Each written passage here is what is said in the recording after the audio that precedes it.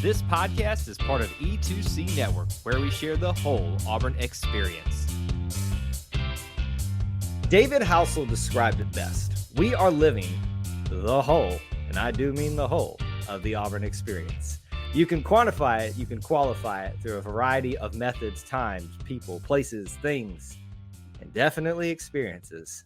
But at its heart and at its core, it is all about Auburn sports, Auburn culture, and of course, the Auburn family. Because it's about family, and because we're going to have a family group meeting therapy session, let's get a few members in here. You know me already. I'm your host, Kyle Loomis, alongside me, the best co-host in the land, Mr. Austin Scott. Welcome back, sir. Thank you, War Eagle Kyle. Missed everybody last week. Glad to be back, and good to see you, friend. I got to see you in person, so I mean, it's even better that we got 2 days in a row of each other. Yeah, Austin and I ran into each other on game day in the Chick-fil-A. Got to see the twins. Yep. And see how much they've grown. And you guys were out walking campus on a lovely, very mild morning. And yes, got our first game day morning walk in. I told you when we left Chick-fil-A, you'd probably catch up to us. You had not received your food yet, and I told you you'd probably catch up with us by the time we got to the bookstore, and it wasn't too long. And you were correct. And I saw y'all off in the distance, and I thought, oh, they're leaving the bookstore. I'm gonna let them have their moment. But then I realized y'all were still just trying to get there. We got sidetracked. We got little feet walking first of all, but we got sidetracked too. There was a tailgate that was getting their music ready, and we had to have a dance session right there in the middle of the concourse. So, it took us a little while, but hey, we made it. Like you said, it was a beautiful morning. Everything hadn't quite got going yet. That's our favorite time to get out there, and it was fun. It was arguably the best part of the day. There we go. And there it is. So certainly we will discuss what you all are most wanting us to talk about, Auburn versus Cal. Please hold your horses in the meantime. Just let us enjoy something. This is the Auburn experience after all, and there's plenty of things to discuss. So let's jump into it with Auburn potpourri, other Disney news items that we want to make sure we hit on this episode. I'm going to throw you a little bit of not a curveball, but I want to start with this because we got to have some happy note for what we're going to head to. I have found my new favorite Auburn thing, Austin. Did you see my post that I put out and what I discussed as my I did. new favorite? Folks, let me just tell you, if you have not gone to Little Italy, get you 2 slices of pepperoni Sicilian style pizza, then go to Mama Goldberg. Well, yes, that too. But if you go to Toomer's, get you a strawberry with the real strawberry pieces in it, lemonade, and then go sit on the steps of Langdon Hall with the Auburn sunset in the backdrop, watching people go by on a lovely fall football weekend. Have you really Auburn yet? That is my new favorite Auburn thing. What do you think about that, sir? I saw it because I think we had talked earlier in the day about possibly getting dinner together. I had plans that I wasn't aware of. Well, I was aware of before I get myself in trouble. I had plans that I had forgot. I had plans that I had forgotten about, which is common in my house. So we did not get dinner together, but you had told me you were trying to figure out what to do. And then I saw that post and I thought, well, he has just absolutely gotten his little Auburn heart out on his sleeve tonight. And he's just, it couldn't have been any more orange and blue than that right there.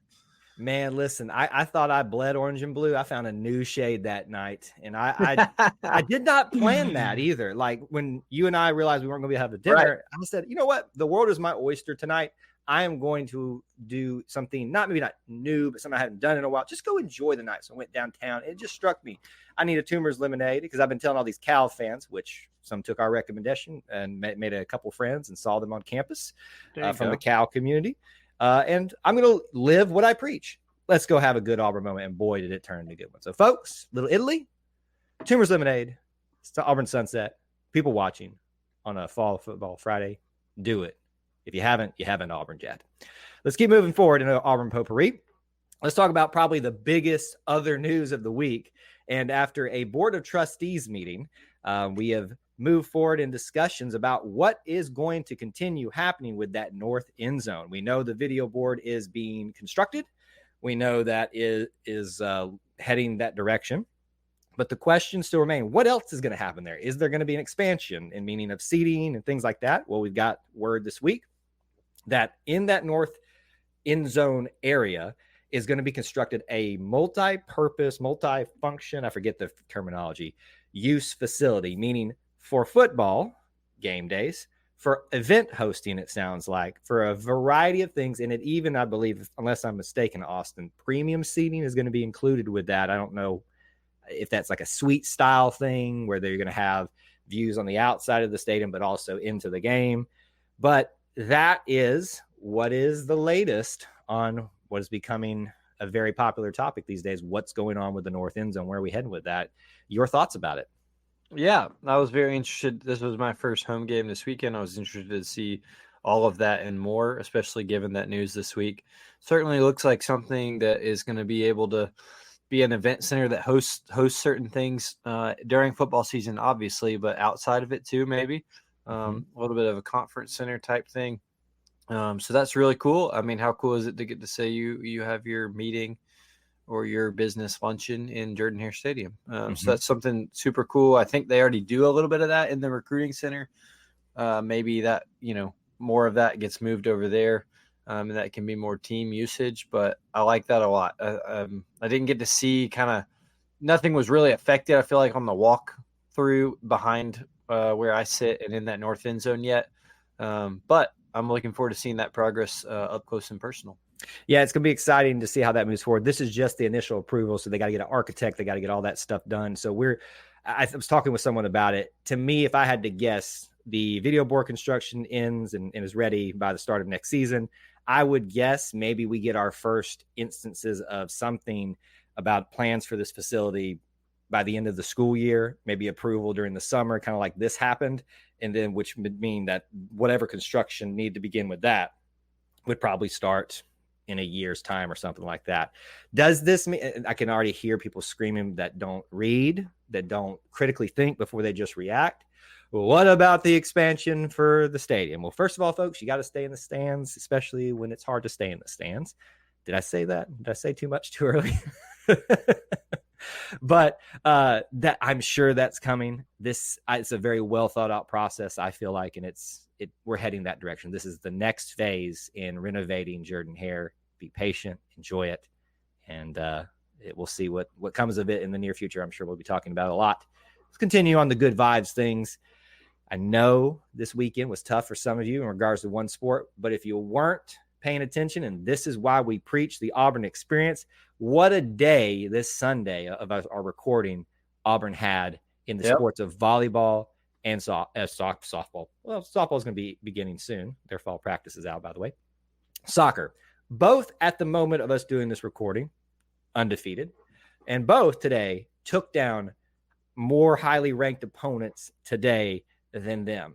So not only is it a great start, I feel like their great starts have been legitimized both today with what they pulled off. Volleyball, I think I've got these names. Volleyball taking down Ohio State, or did I have it mixed up? Switched them.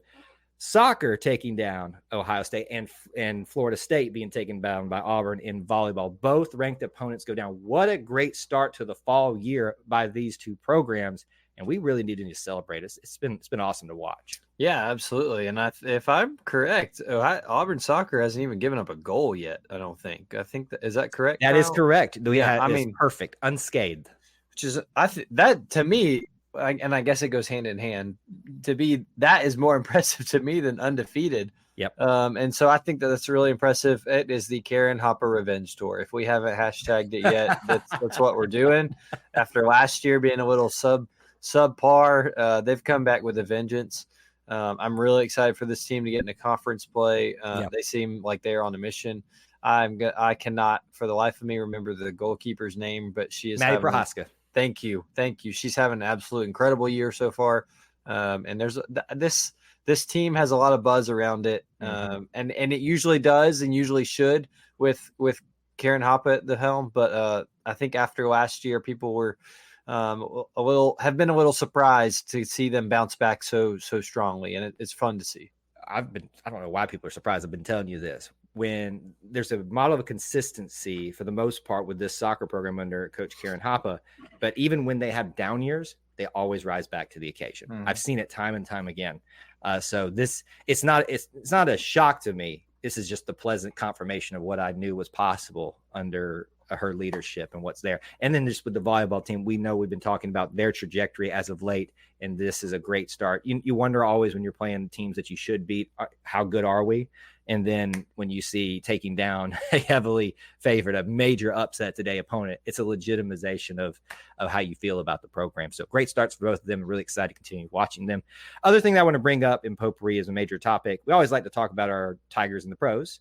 And this has been quite the summer of Auburn getting guys to the pros in the Major League Baseball. Richard Fitz is let me make sure I have the number correct, 62nd, feels like it was more than that, 62nd Auburn Tiger to make it to the big leagues all time. And 4 of them, Austin, I think we've talked about all of them on this show, have made it this season to the Major League Baseball level. I feel like we talk about this every week.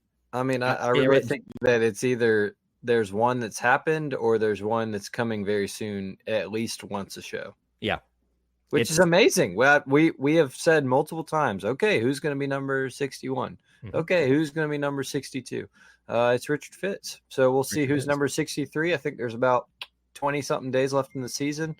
We'll see if anybody becomes 63 by the end of the year. And you probably got a good shot at that too, because think about a lot of teams that their seasons are decided, and so they might want to get some new blood in there to give them some shots at the big leagues. See what you got. Yep. See what you got. So should we place bets on not who it is, because we never know, but what do you think? What are the odds that Auburn sees number 63 before you and I are done talking about this Major League Baseball season? I'm going to say pretty high. I think Oakland has golly, I know, I'm there with you too. I'm trying to remember the name. He just got traded there. Yep. In this trade deadline, and I that's my guess. I'll even put his name on it. That's my guess of who. That is going to kill me. What percentage though? Confidence? We're gonna go over 50. I'll say 65%. I'm gonna say 75% sure we're gonna see number 63. I'm looking it up real quick. I can't. You cannot let it go. So you do your research and come back to us on that while he's looking. Mason Barnett. There it is. Mason Barnett, a very recent one too. That's Auburn Potpourri. Just a few more notes that we think were important to bring up in the Auburn experience. Shout out to Coach Rob Taylor of the Auburn wheelchair basketball team and coach of the U.S. wheelchair basketball team. Olympic gold three-peat. First ever. Congrats to him. Another Auburn representative out there doing great things. And, of course, I already mentioned that fall schedule's out for softball. If you're interested, go check that out as well. Plenty of other things we could have talked about, smashing a lot into an episode. But let's move on. Let's talk about the feels. Let's talk about the emotions. Let's talk about the issues. Let's just – Austin, it's been a weekend, man. So we have to do this. We have to do this.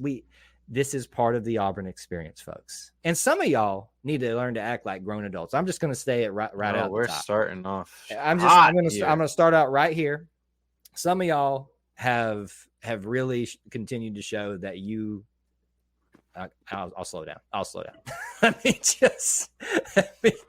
rein it in, Kyle. I was going to let you go. Rein it in. You're the one that's supposed to keep me in check. And nope. Okay. All right. I saw the post-game show. What are we? Yeah. Yeah, you did. What are we talking about? Auburn versus Cal weekend. So much to be excited about with that, but also so much to be extremely frustrated about. I know where the majority of our conversation is wanting to lie from a lot of our viewers and listeners out there. But also we want to try to take an overarching look. So let's start maybe with the good stuff and the stuff outside of the games and the game and the issues that are at hand. If you didn't know, Auburn lost to Cal 21-14. So there you go. We'll just go ahead and put that out there right now. I thought personally that I loved having Cal fans here for the most part. Always sucks that they got to come and enjoy a win, but correct.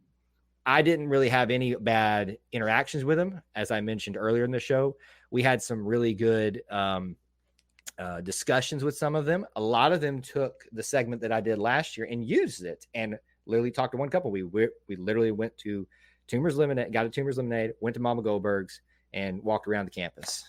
So really just thankful that they found value in that, but also that they took the time to not just come for a football game, but just to come learn about our little village on the plains. What did you think about the experience with Cal fans or how it went? Yeah, I thought there was a lot of them.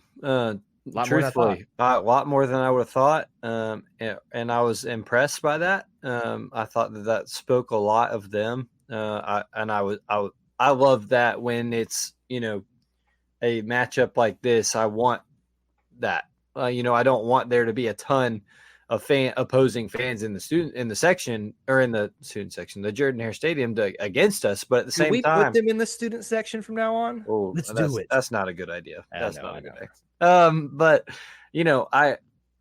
as someone who's been to these road games, these long road trips, and wants to see another campus, I love that there are other people that are making the furthest possible road trip, like Cal did, to come see Auburn. And so I think that's really cool.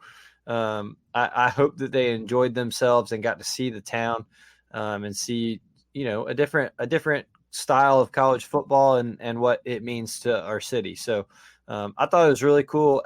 All the interactions I had were very kind. I was raised to be very kind to opposing fans and welcome them to Auburn verbally and ask if they need anything. And they were all very gracious. And so I was very happy to see so many of them. I hope they enjoyed their time. I saw a lot of pictures of Toomer's Lemonade and Mama G's and Little Italy Pizza and every merchant possible. Everything, which is what you want. And I joke about being a resident here, but to see all that business come to Auburn is really cool from all these people from all over the place, just because they wanted to see it. And they have a pride for their school similar to ours. And so I think that's really cool. I was very glad to see so many of them here. Yep. And another aspect I want to talk about this weekend, without getting into the issues yet and the feelings that are being associated with this event because of what happened. Whiteout game. How did you feel the response was this year? Was it a good showing? Auburn fans are sometimes can be a little wishy-washy on will they get on board with that. I mean, everybody loves to rag on the games. Everybody loves to rag on the don't tell me what to wear game. Don't tell me what to wear. Don't tell me. Get off my lawn. Get off my lawn. But I thought it was good. I was surprised when I got in there and kind of took a glance at the whole thing. Student section always helps. That you can typically count on them to besides the pledges. I know. Can I just make a request? It's going to be denied, but yes, I know, but I'm going to do it because it's my show and I don't give a flying flip. I'm just saying. I get that y'all are doing this for a reason. I'm not talking about the pledges. I'm talking about the fraternities that make them do it. Can we please, if we're all going to do it, can we just let the pledges wear it for the one game? It's the only time. The rest of the time, they just take off the jacket. That's all you got to do. The jacket matches with the navy. The jacket just kind of blends in with the orange and blue. And we're not doing anything. If we ever do, just the one time they can't. Never mind. I was going to go. They can keep the tie on for the white, but maybe just take the jacket off. It's fair. I'm okay with that. Let's if we're going to do this, let's everybody get on board. And do this. Come on. I mean, I agree. I will say, Kyle, one of my favorite things that I've kind of, and it's not, I don't want to say it's my favorite thing because it's only been recent that I've really started paying attention to it. But given my seats, the eagle typically flies either to my right or to my left. And to my left is the visitor section, like right over them. And I'm very curious, and maybe you, zoologist master, might know when they decide which concourse. It's probably wind, I would guess, something like that. But I'm always curious on if it matters, like with a visitor crowd. So one of my favorite things has become recently to watch, like the eagle takes off from the concourse, and I'm far away, but I just do my best to like watch, especially Cal or Penn State or first time people here. To watch like how they're viewing it. And I mean, you saw so many phones and just like even like some guys real close by to us who are Cal fans, and the eagle didn't come near us, but they just looked at each other like that was awesome. Like we told them but it's cool to see that observed for the first time, I guess. And it's good to see that, people actually care about football here. Right. Yeah. Which apparently is the running joke on them. Well, we care in certain aspects. I don't know. I've been so long removed from my connections there. I don't know where they're at and how they make those decisions. I would imagine they do it over the opposing fans if they feel it's safe. I would imagine weather and some things, but there's always that shot of it coming out with the American flag, and it's easy to point people. You turn your attention to the American flag and whatever, concourse. Yes. All of that. all of that, I think, goes into effect. It really probably is just what they're feeling that day. And I think that's all of it. So I don't know. It was a good flight by Independence. Long one. Good long one. Great performance. They let her go. Let the Cal fans see all of it. So there's several aspects we could go into this. Let's do it. Let's do it. Let's talk about it. How are we feeling? All right. Look, how are we feeling? You and I we've talked about our season predictions. I think that was the last time I was on the show. Right. And we both said that Auburn would get this game. We both said Auburn would get this game and Cal would feel the heat too. And Mother Nature did not cooperate with warmed up a little bit. It was warm, but it did not let them feel the full extent. However, Cal came to play and absolutely did. The first half offensively did anything they wanted to do. Quarterback was the second coming of Joe Montana. They were ready to play and had a great plan for Auburn in the first half. And I think that really stole the show of the game. Yeah. Now, I will say I was very, very, very impressed with the defensive adjustments from Auburn and DJ Durkin at halftime. I thought that it absolutely could not have been better. It was shocking. It was bad in the first half. Shockingly bad in the first half. The secondary was getting shredded. There was no seem to know what to do. And from the jump and after halftime, the defense was playing to keep them in the game as best they could and did keep them in the game.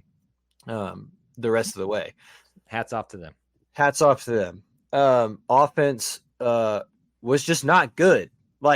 Nobody's saying it was good. It was not good. It was those memories of the past few years that we have been longing to go away, have been hoping would be different with a different play caller, different receivers, quarterbacks growing up, whatever you want to call it. That's what we were hoping would be different. Can I quote our coach kind of on that sentiment? Yes. I thought we were further along than we correct. Were. We all did.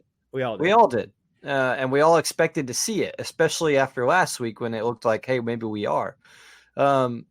So I don't think any of that is unfair to say. I'll be honest with you. I don't think it's unfair to say that some people view it's time to give someone else another shot. Yeah. The reality of it is, though, and I'm saying this as someone who is part of a podcast who gives their opinion. So I recognize totally what the irony I'm about to say is. Truthfully, whether you think it's time to give a different quarterback a shot, or whether you think Peyton Thorne sucks, or whether you think that he'll never get it, I'm going to be honest with you. It doesn't matter. It does not matter. Your opinion, unless Coach Freeze, you are watching and listening to my show right now, anyone hearing this, your opinion does not matter, which if you are, welcome, Coach Freeze. We're happy to have you. I like it. If Coach Freeze wants to ride with Peyton Thorne, it's his choice above anyone else's, and he's getting paid the money to make that choice.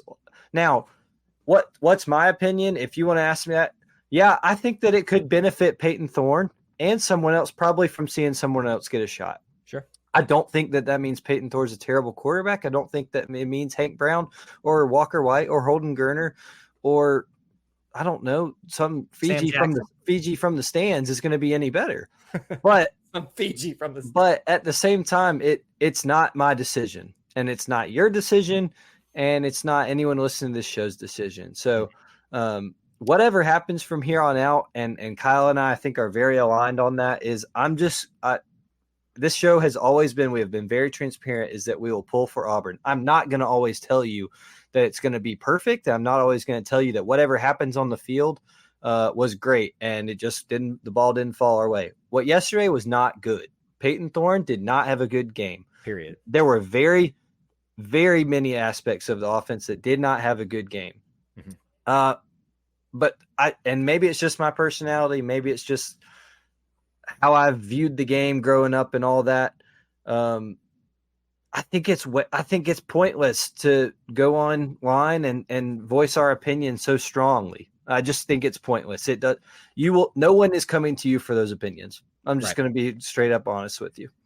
And if I may add, and I don't know that I need to add anything to that because I think you said it very well. If you want to see some very raw reaction post-game show, it was a long one this week.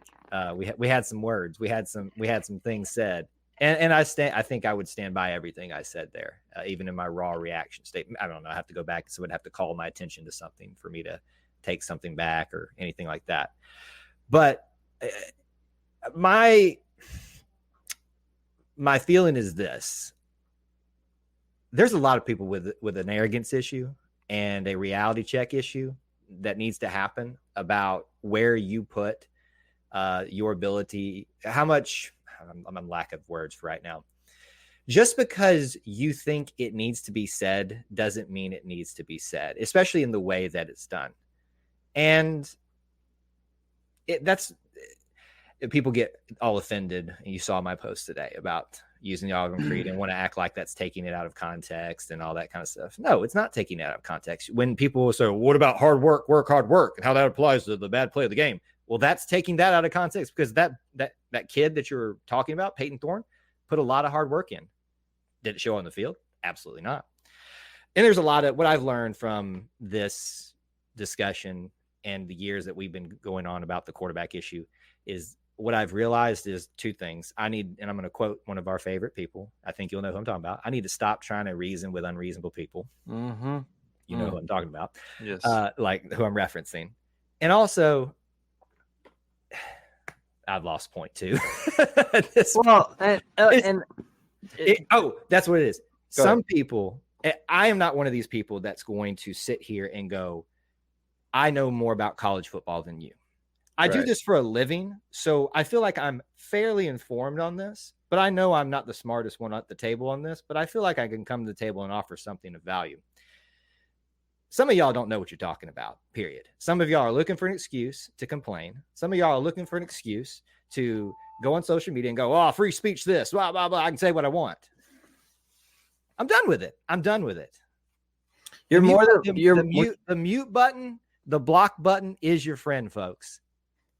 The thing is and why I hate that excuse so much is that I can say what I want is the more you say what you want, is you lack credibility. You do. And there are many losing credibility right now. Yep. I think really the only other two things I have to say about the game and Cal is, and one is more football focused than the other is I think that, and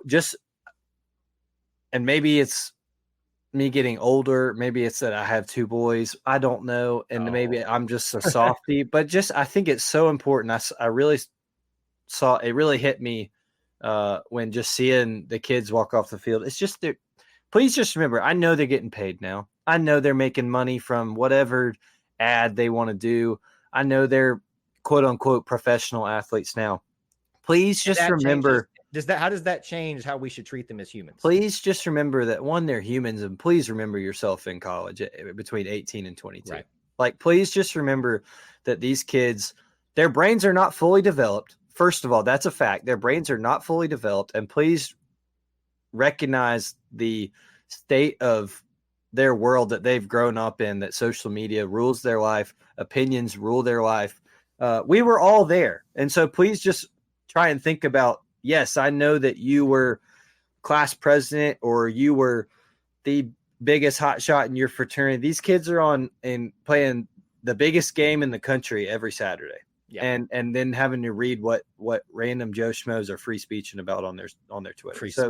Please just remember that before you start bashing these kids, because I can't. That's the part I cannot stand. And then the other thing, which is purely football focused and more in the X's and O's, I think my biggest worry, Kyle, if we're talking like offensive playbook here and the rest of the season, is we all want to see these new receivers, right? We all want to see the brand new toys and play with it. It's Christmas morning. We got all these guys. We want to open the box immediately, throw them out there and see them. I think we got to remember, and the staff knows this better than I do, and I'm sure these are conversations that are happening, that these are still freshmen and young players out there. And so it might be a slow working them in. And I think that might have hurt us a little bit in the offense this weekend, where we didn't stick Jarquez Hunter is still an incredible running back, and I think we figured it out maybe as the game went on that running him would be more beneficial. So that gives me hope for the rest of the season. Folks, it's one loss. Peyton Thorne said it. The season's not over. It's go time. You're still undefeated in the SEC. Let's just let that sink in for a second. I think it's a come back to earth moment, or it should be. Some still need to come back to earth for Auburn, as we tried to, you weren't here last week, tried to warn people about the hype of the A&M game, which was great. Which was great, but it's time to come back to earth and realize that this is a team that is still trying to work its way back from a situation. Correct. That didn't have to be. There it is. Way. There it is. Plenty more to discuss on that, and I'm sure we'll do it, and there will be plenty of flack for things that you and I said here, but I thought you put it together very well. Auburn versus Cal. We're going to put it into the book for now and move along. Let's talk about something that we're really excited that's coming up. Auburn basketball season, folks. You're never going to stop hearing about it from us because namely I'm here as a host on the show, and I love talking about basketball. We've been walking through several weeks now with schedule. And maybe as a kind of a side conversation real quick before we talk about the main topic, Austin, do you like this year how I feel like it's different where we've kind of piecemealed revealed the schedule as opposed to one big schedule? Like I felt kind of come in pieces. Yeah, I think it has. I think, truthfully, I think that just comes with kind of the I don't know what the word is, the way that Auburn basketball is getting more coverage. Like there's the national guys like John Rothstein that love to break those stories of Welcome to the jungle, baby. Welcome to the jungle. And then there's several, including E2C Network, several prominent sites that just are able to find that information out. And I think that's kind of played a role in it. And then you look at that this year, there are marquee matchups. Like those are going to come out. Auburn was never going to be able to keep it out that they're going to Houston, right? Until the big reveal. And so I'm okay with it if it means we still get these big matchups. Yeah, I like that we got the individual announcements, but this year it always felt like you got your SEC announcement of that schedule. And once that happened, they started revealing they would reveal the whole thing. But we got the big announcements, then the SEC, and then the times for the SEC. It just felt more calculated how they released it this year. And I don't know how I like it, but I guess it gives you something to not have to wait on for this and to wait and lose some of the hype of some of those announcements as football gets geared up if you can announce a little bit earlier.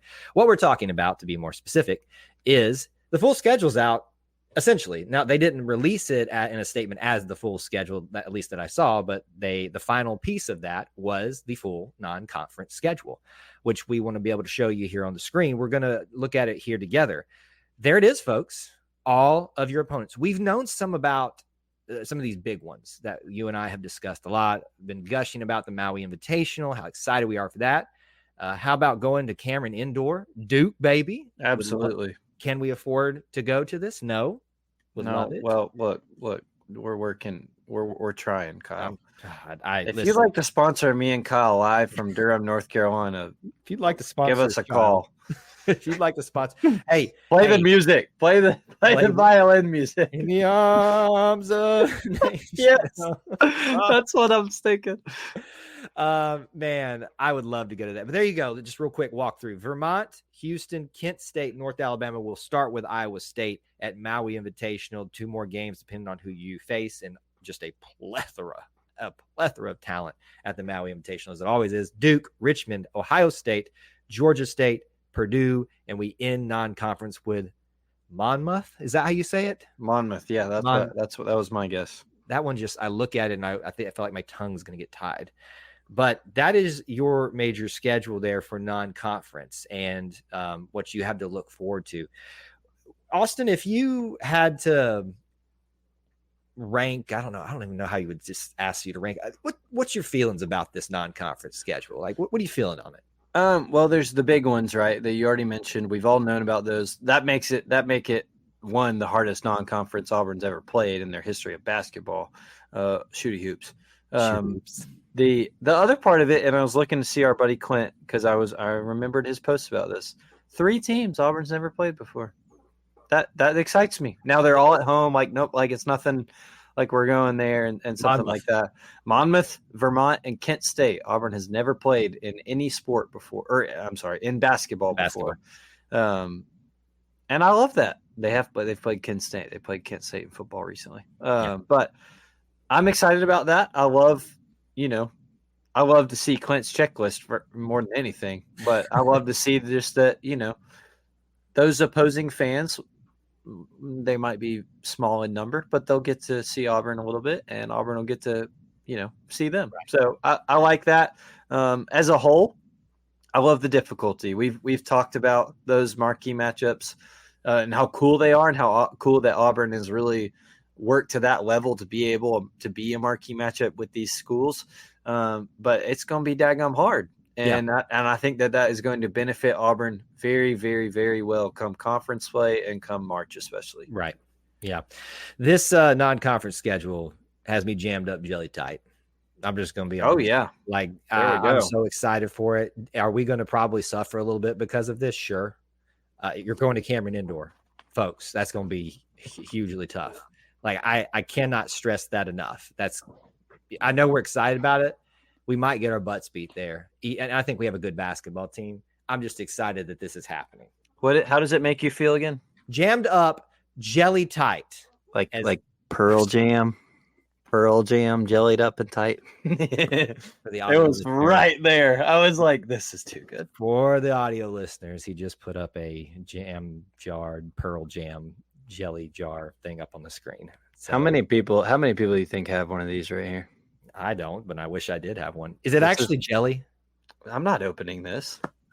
I don't know. It's just I've never tasted it. It's like the 1983 Coke bottles that were, or whatever. It says, please eat by May 19th, 2017. I'm not opening this ever. It's a preservative. It's supposed to be preserved. This was my freshman year, which was Bruce's freshman year at Auburn. This was their like Midnight Madness type thing, and they gave these out. This is a collectible item. Brooks and Barrett will be able to pay for their house one day with this. You might want to keep that from them when they get a little older. Them hands might start twisting and being like. Problem is, I only have one. Hide that until they understand no. Like, no, do not touch this. We are very far from understanding that. Anyway, with that tangent here on the show today, Pearl Jam. Keep talking about the schedule here. Look, the non-conference is so good. I'm so excited about this, and it is the completion of the schedule. We've known about the SEC portion of it. We want to be able to remind you just a little bit about it, just because I think it's important for you to know what's coming after the fact, because you got this incredible non-conference schedule, and then you're going to have an SEC schedule that is going to rival, that non-conference schedule. I mean, if you look at this here, you got Texas is going to be in the league, and Oklahoma too, that we've got to face this year. But your traditional powers of Tennessee and Kentucky, Alabama is going to be likely very good this year too. And then others that are rising. Florida is a team that is rising. So not only are you going to suffer a little bit in non-conference play, you're going to suffer. And when I say suffer, I mean struggles. I mean, like, it's not going to be easy. This is not an easy path for Auburn. Again, we won't walk through the whole detail of it for you. You can go back to look at the other episodes if you want us to talk here's some more detail about that. But with this full schedule out now, Austin, what are your perceptions of the chances for this team to do something special this year? Have you maybe gotten more nervous about it? Have you gotten more encouraged for some odd reason when you see us playing those games? What are your thoughts on it? I think a lot of it has to go to what I was saying about it. They're going to get knocked around in the non-conference, and I think that there's a lot of parts that have to come together for this team. That was going to be the case whether they were playing cupcakes all the way through January 4th or not. But I think that hopefully the push for this team to grow up and gel together quickly through these tough non-conference opponents will just speed the process up. And I really hope that with the conference schedule the way it is, which the SEC is always going to be hard anyway, there's no shock when we get to January. There's no surprise when we're playing Alabama, on a Saturday night in Coleman Coliseum. There's no surprise when Florida's given us their best at home, because we've already played Houston and Duke and Ohio State and all these and the team that a lot of new parts and a lot of guys who aren't familiar with each other have already gelled together and figured out who can do what in the moment. So Yep. I think this team can be really special. But college basketball is why one reason why we love it is because it's a toss-up. Right. The SEC's only made that even more of a toss-up in recent years because of how deep the league is. But I don't see any reason this Auburn team cannot have a special year. Yeah, I think what I've asked about this, or I'm asked about this by other viewers, listeners out there in whatever format we do it, what are your thoughts or what are your perceptions for the year? I think this team outside of the schedule, I've said, is on paper as good as last year. Are they 100%, the same? I don't know. Are they going to be better? Are they going to be a little worse? Time will tell that. But I think with who you kept, who you brought in, with perceived deficiencies in some areas, I don't know how much of a deficiency or not until we see what the new product is out there. Yeah, I think they can match what they do. When you, or they can match what they did last year. When you put this schedule out there, though, it does make me wonder what this team can put together this season in terms of a record and things like that. It's going to be challenging, but I think in a good way, like you talked about, battle tested, Cameron indoors. We've said it a bunch of times already, going to very difficult neutral site games that are basically home games, right? For the other, away games for us, for the home team, Purdue. Folks, we are going to be battle tested. Austin already said it when we hit SEC play. So it's not going to be a shock. We're going to be able to hopefully respond to some of these tough environments. And even if it gets tough at home, which it rarely does for the Nev, because people never win there or hardly ever. Gosh, we're still on it. I love the Nev. It's going to make it stick. I've seen it more and more this year, Austin. And have you? I have. I've seen people. All literally saw someone on social media at the end of the season call it the Nev. And I literally couldn't tweet fast enough. Thank you. Thank you so much for helping me in this cause. We will call it the Nev because you never win there. That's it. It's done. It's over. I'll let you keep dreaming. Well, the dreams are meant to keep you happy. Things aren't going well in other areas. There's that. So that's the schedule, folks.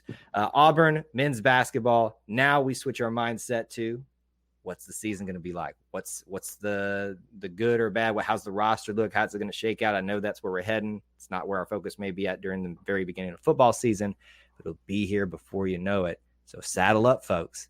It's going to be a fun one out there on the hardwood. That's going to do it for episode 92 of the Auburn Experience podcast. We appreciate you joining us, whether you listened on our live portion or the audio portion on the replay, however you got here, whenever you got here. Thanks for being here and being part of our little family within the Auburn family. If you want to find me, do so on X at Kyle Loomis 24. Where can they find you, sir? Yeah, at Austin G. Scott. Give me all your opinions that I don't care about, and I cannot wait for the game next week. And Kyle, you come in the game next week? We haven't even talked about it. We haven't even talked about what next week is. Homecoming. And I'm going to cry. And you know what, folks? It's going to be great because you're coming home, and it's Auburn, and everything about Auburn we love. Kyle, I will say one thing before we close because I tried to take a video, and I couldn't. I was going to send it to you. It was going to warm your little Auburn heart yesterday. I'm walking home. Not home. I'm walking from the stadium to my car.